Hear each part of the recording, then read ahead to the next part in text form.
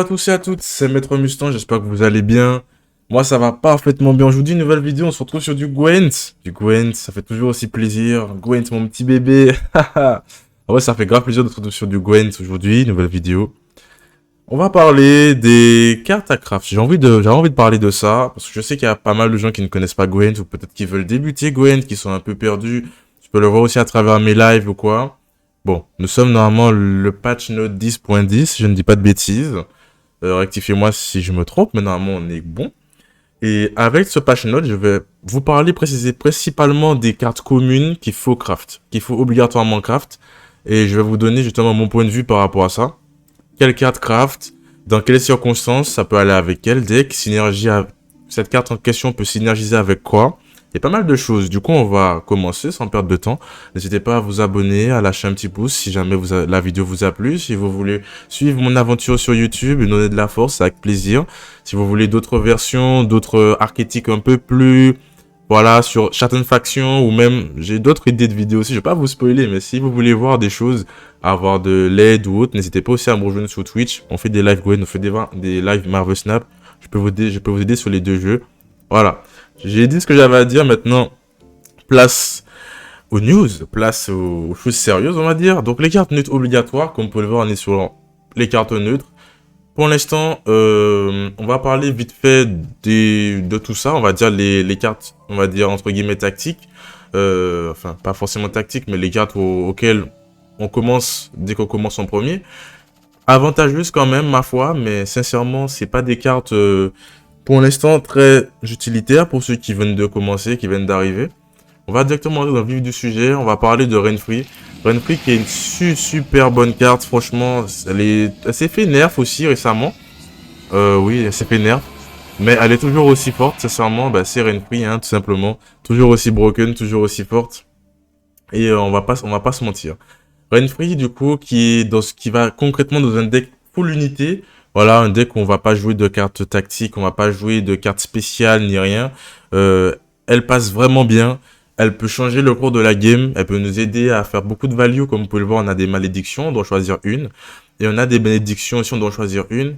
Et du coup, ben, ça peut vraiment nous aider à prendre l'ascendant sur la partie, à voire même combler certains decks qui ont du mal qui ont certaines faiblesses. Renfri peut y compenser. Pour moi, Renfri reste toujours une bonne carte, sincèrement, malgré son nerf. Et le fait qu'elle soit passée à 14.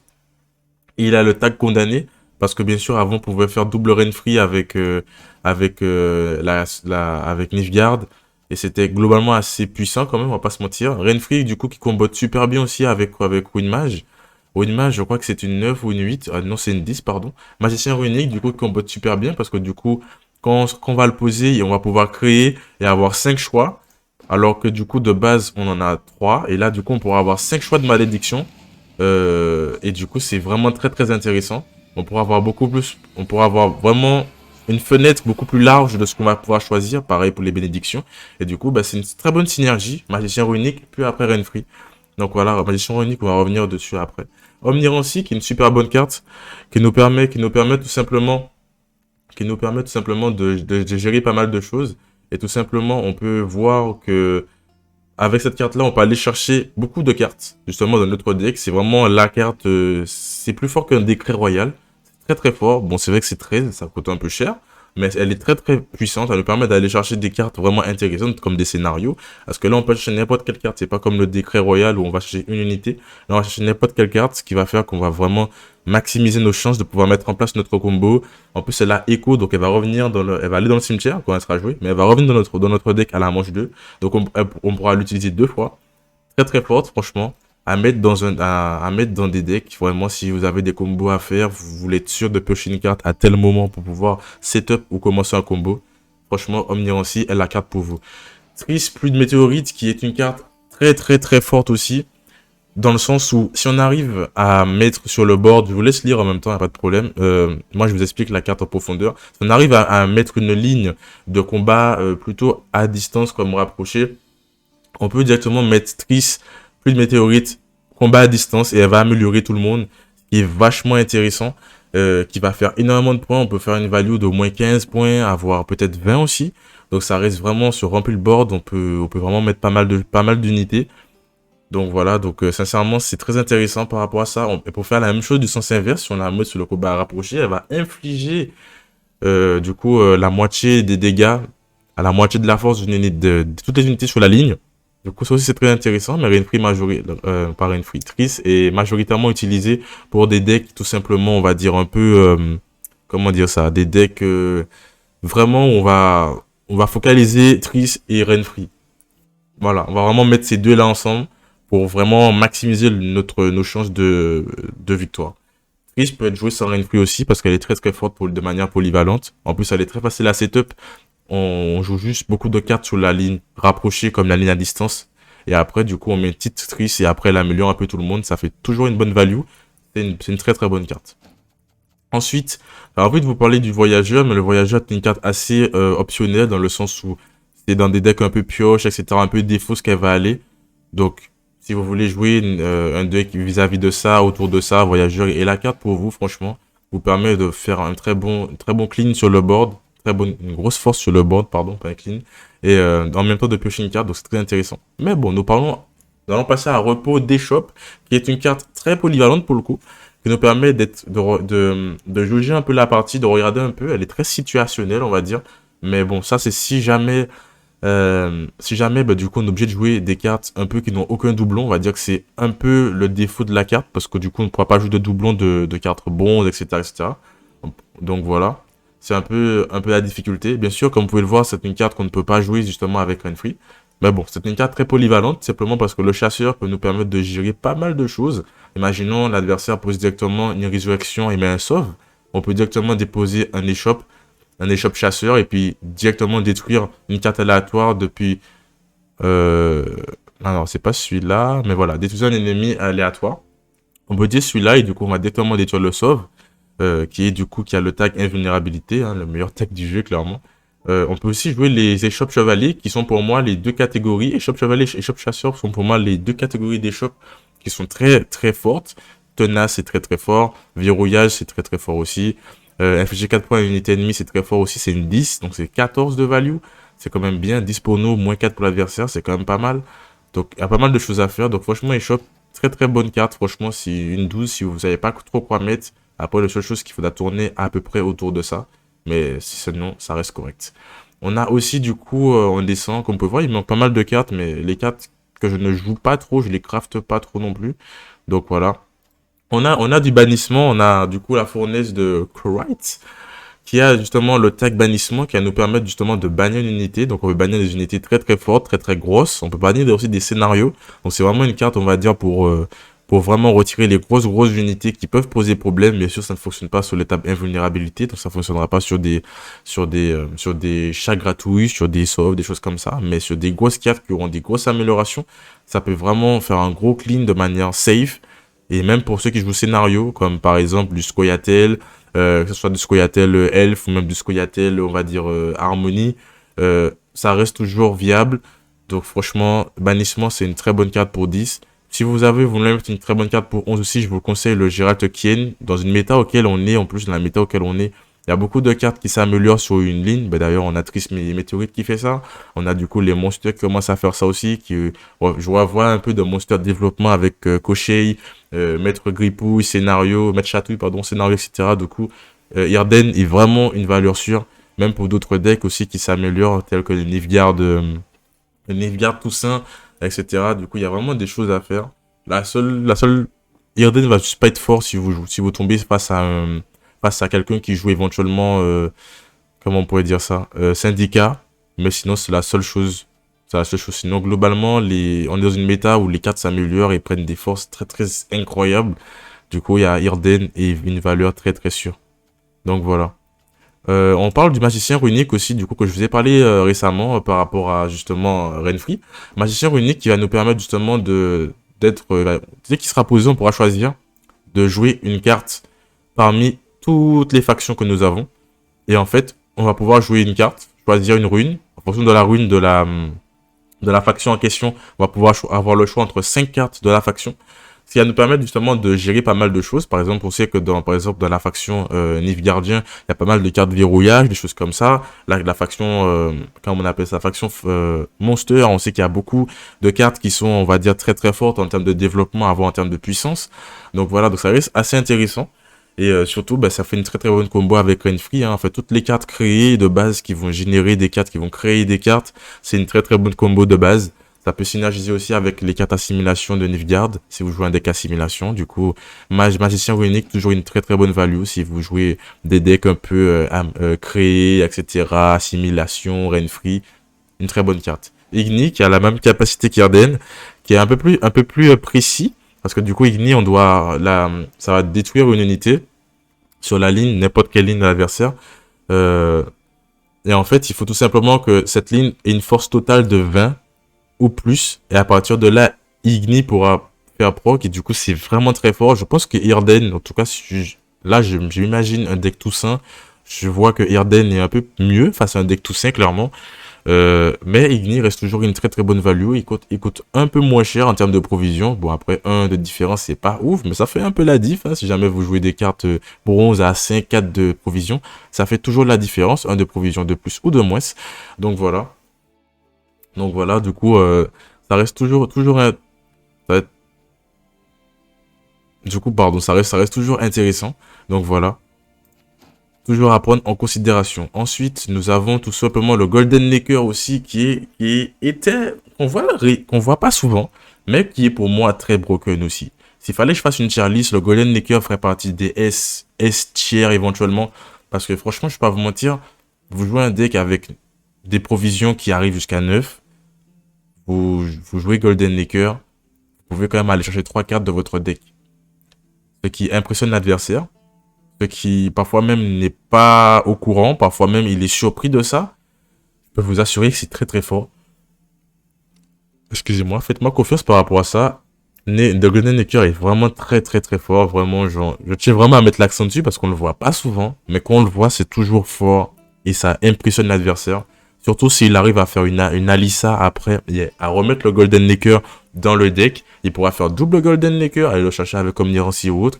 Il y a vraiment manière de faire des choses. On peut aussi se burn entre guillemets assez vite où on va du coup jouer nos cartes situationnelles, avoir les cartes qu'il nous faut le plus vite possible.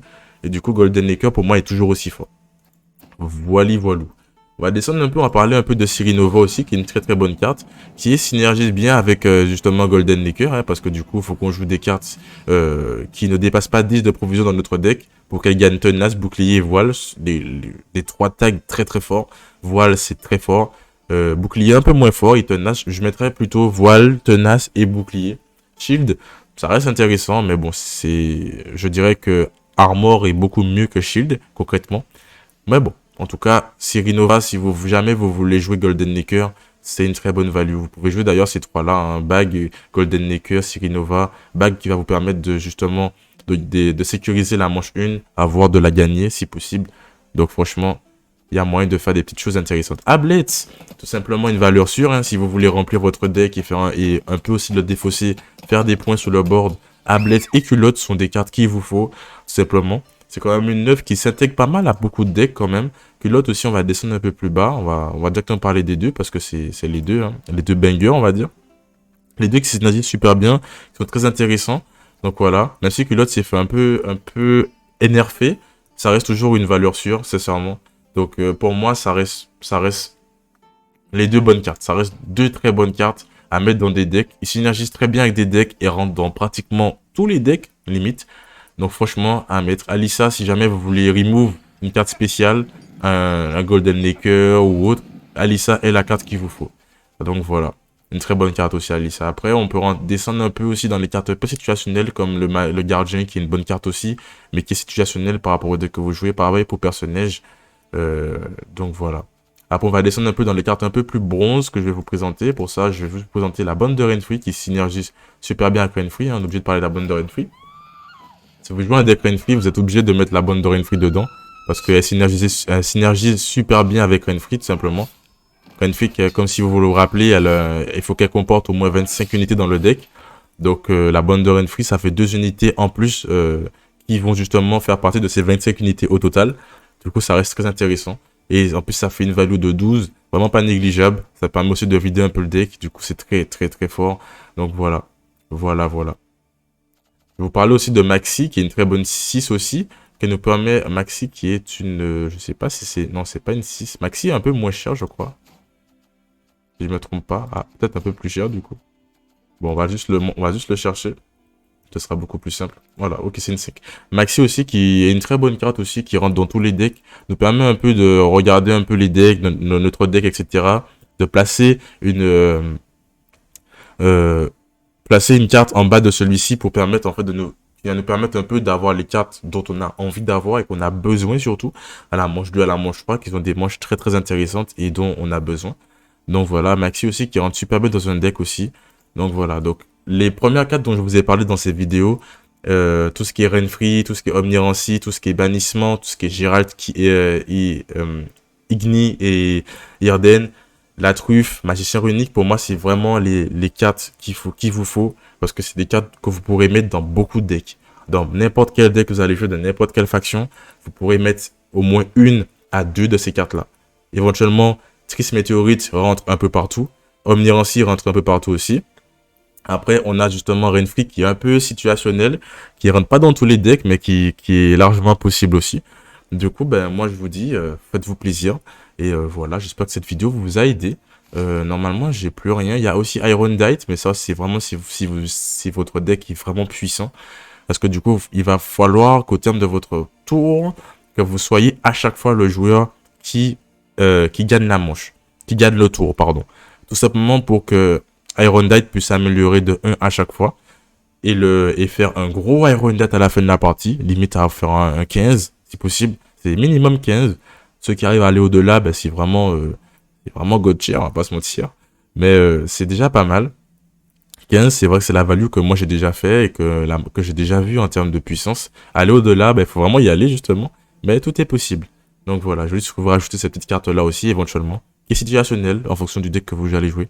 Si vous jouez un deck par exemple Scoia'tael, comment on appelle ça, Chevalier, qui est un deck qui fait beaucoup de points très vite, ça peut se faire. Si vous jouez aussi un deck, comment on va dire, Skellige, un peu défaussé, etc., avec Sirius, ou même un deck défaussé qui fait beaucoup de points, voilà, tout simplement avec Birna, je crois. Ouais, avec Birna et Korai, vous pouvez faire beaucoup de choses aussi.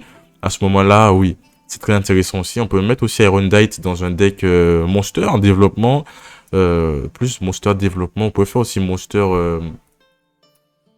comment on va dire ça, les monsters qui ont dévoré, etc., qui se bouffent entre eux, etc. Et à ce moment-là, ben, c'est très intéressant aussi, hein, avec un Molos, tout ça, il y a moyen de faire des choses. Voilà, ben, sur ce, ben, c'était les cartes que je vais vous présenter. Maintenant aussi, on parle de la truffe, que je viens juste d'y penser aussi. La truffe, c'est vraiment une carte intéressante, en lien aussi. Si vous avez des cartes liens, ben, du coup, c'est des cartes qui, comment dire, des cartes liens, c'est des cartes qui vont justement, quand il y aura 2 exemplaires sur le board, elles vont avoir un effet en plus. Donc voilà. Et en fait, c'est très intéressant. Cette cause nous permet justement de créer, justement, et de générer une carte en lien directement dans notre deck, depuis notre jeu. Et en fait, on peut faire beaucoup de synergie avec ça, beaucoup de combos avec ça, sachant qu'on a une mousse en termes d'ordre. Nous avons une mousse qui nous permet d'améliorer 3 unités de 2, ce qui nous fait une value de 6. C'est vraiment très très fort, pas négligeable. Ça synergise beaucoup avec aussi une carte bronze que je vais vous montrer tout simplement maintenant. Il faut que je la trouve. Tac. Qui synergise super bien avec cette carte-là. J'arrive pas à prononcer son nom, je pense que j'y arriverai pas. Du coup, voilà, synergise super bien parce que du coup, on peut réinitialiser la capacité ordre. Ce qui fait qu'on peut, justement, si on a deux cartes comme ça, on peut réinitialiser la capacité de la truffe. Ce qui nous fait qu'on aura 2 moissons, donc 2 plus 6. Ça reste quand même pas négligeable. Ça nous permet de sécuriser certaines unités, de les maintenir en vie et de faire des points. Voilà. Sur ce, bah, c'était tout pour moi. J'espère que ce petit classement, on va dire, de cartes intéressantes, neutres à faire, qu'on peut mettre dans pas mal de decks, vous aura plu. N'hésitez pas à me faire un retour si vous voulez justement plus de vidéos comme ça, ou justement des vidéos spécifiques sur une faction, etc. Je peux faire ça pour vous, je peux faire ça, il n'y a pas de problème. Sur ce, c'était Maître Mustange. Je vous souhaite à tous et à tous une bonne journée, une bonne soirée. Et de prendre soin de vous parce que c'est important. Et surtout à la prochaine pour de nouvelles aventures. Tchuss.